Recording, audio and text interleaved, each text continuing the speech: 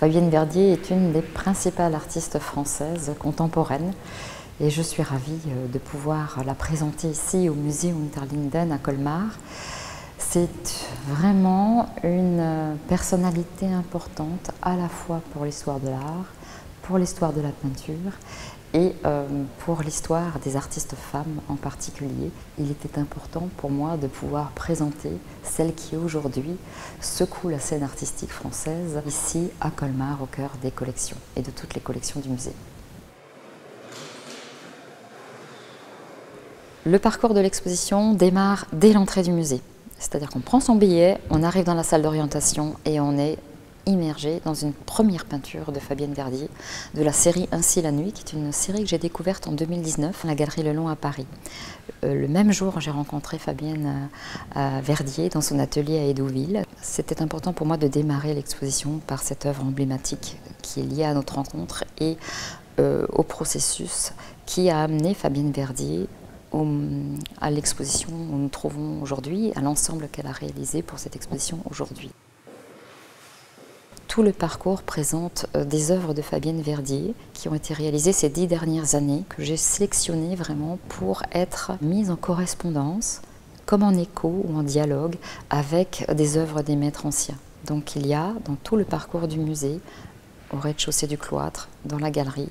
au premier niveau de la Lagerhof parmi les modernes jusqu'en haut, des œuvres qui ont été placées par endroits, pas systématiquement dans toutes les salles, mais judicieusement placées pour être comme des surprises dans le parcours, comme un clin d'œil à Schongauer, un clin d'œil à Grunewald. Parfois, j'ai placé ces œuvres à côté des œuvres pour lesquelles je souhaitais que ça corresponde vraiment, jamais sur le même mur, il y a toujours un décalage sur un autre mur ou un peu plus loin, mais ce qui permet d'avoir des surprises et de découvrir l'œuvre de Fabienne Verdier en se disant « c'est magnifique, mais oui, mais effectivement, il y a une relation évidente avec Poliakoff, avec Dubuffet, avec Cranach, avec Martha Schongauer, avec Grunewald, avec Jean-Jacques Henner, etc. »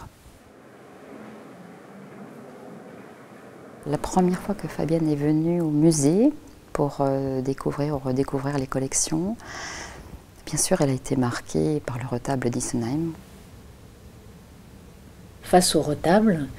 j'ai d'abord eu une sorte de terrassement, un désarroi, comme un égarement devant la représentation magistrale et figurative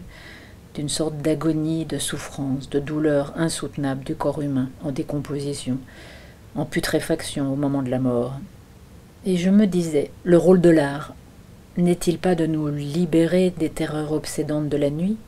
de nous libérer des terreurs obsédantes de la mort, de notre finitude, de nous soulager quelque part de nos peurs convulsives? Nous ne pouvons être qu'émerveillés par la voie choisie par le grand maître Grunewald et l'ordre des Antonins, qui espérait que les malades trouveraient une sorte de réconfort, de consolation, de ce qu'ils pourraient ressentir dans leur chair de souffrance devant le retable. Il pensait peut-être que la contemplation de la peinture pouvait agir sur les corps et esprits de douleur comme ayant des vertus de quasi-médecine, entre guillemets, sur les patients. C'est vraiment ce sujet qui m'a fascinée. Devant les enseignements de ce chef-d'œuvre du XVIe siècle, qu'allais-je pouvoir inventer pour représenter une écriture poétique de notre époque qui pourrait peut-être aider les hommes dans ce passage? Elle était plutôt partie sur un projet concernant l'écoulement de la matière et les énergies vitales. Et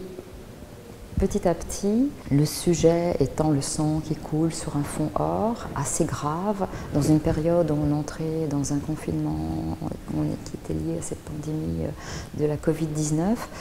je l'ai invité à se rapprocher de la lumière. Je lui suggérais de peut-être plutôt, dans cette période tragique, de regarder finalement une possibilité de rédemption à travers l'épreuve que nous subissions tous, en s'intéressant à l'autre côté du panneau de Grunewald, qui est celui de la résurrection. Dans son panneau de la résurrection, le peintre nous enseigne quelque part que nous pouvons vivre plus harmonieusement cet instant de la mort dans l'acceptation de la dissolution finale dans l'univers et dans nos retrouvailles avec le cosmos, le céleste. Je voulais me libérer des dogmes religieux, renoncer aux représentations de l'approche de la mort dans les traditions de l'histoire de l'art occidental. Je devais assumer une sorte de rupture dans l'histoire de la représentation de la mort,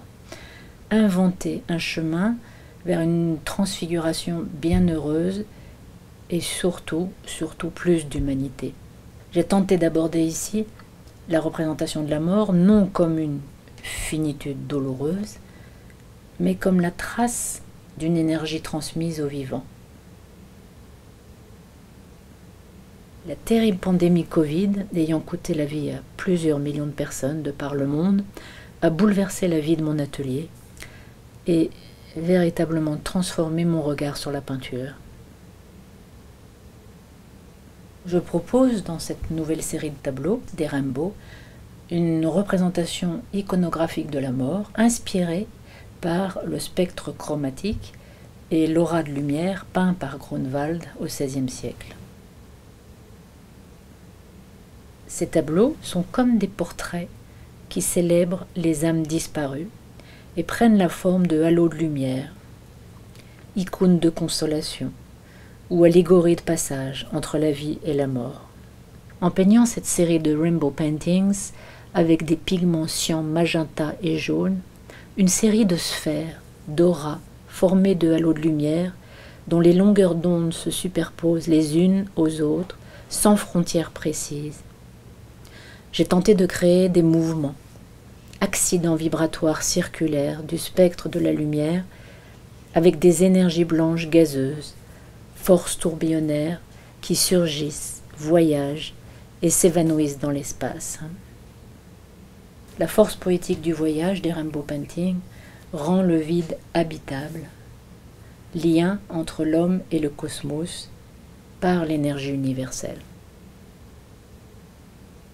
Ce grand vortex, synthèse des rainbows placés sur les murs latéraux, il est inspiré du mouvement ascensionnel du drapé tournoyant du Christ de la résurrection de Grunewald. Ce grand vortex ascensionnel symbolise, pour moi, la transmutation des corps en esprit, leur dissolution dans l'espace, et je pense évidemment à cette phrase de Lord Kelvin, « L'atome est un vortex, le vortex est la particule fondamentale de la matière. » C'était vraiment important pour moi de travailler en collaboration avec une artiste dont toute l'œuvre récente et l'œuvre qu'elle a réalisée particulièrement pour Colmar puisse faire écho avec l'ensemble des collections du musée, qu'elles soient d'art ancien ou d'art moderne, et qu'elles fassent aussi écho à notre histoire, qu'elles soient une réponse à notre histoire un peu chaotique, comme une possibilité finalement, une énergie vitale et positive et élévatrice qui nous permettent de surmonter les épreuves. Ce sont véritablement toutes ces peintures, tous ces portraits que Fabienne Verdier a réalisés, qui sont abstraits en effet. Tous ces portraits ont un prénom et sont dans cet espace comme des icônes de consolation, la possibilité pour tout un chacun de venir en silence, se recueillir, réfléchir, faire un travail d'introspection qui est probablement une possibilité qu'offre aussi la peinture et l'art